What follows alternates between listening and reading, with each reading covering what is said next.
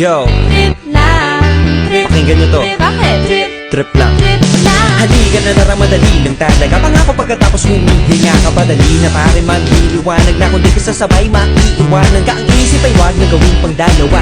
Dahil isa lang ito. Ang gusto lang naman ito ay maging masaya. Para di ka mabato ay iwasan mo. Kung pananatili sa isang lugar, ibig ko sabihin ay huwag ka papasakop. Sa takot wag ka papasakop. Kapag nangate, di ka dito isipin mo. Tinipan sa lahat ng karanasan mo dito sa mundo. Bilang tao, gano'n pa rin hindi nagbago. Pinakamasaya yung di pinlano. Kasi pag di mo pa alam,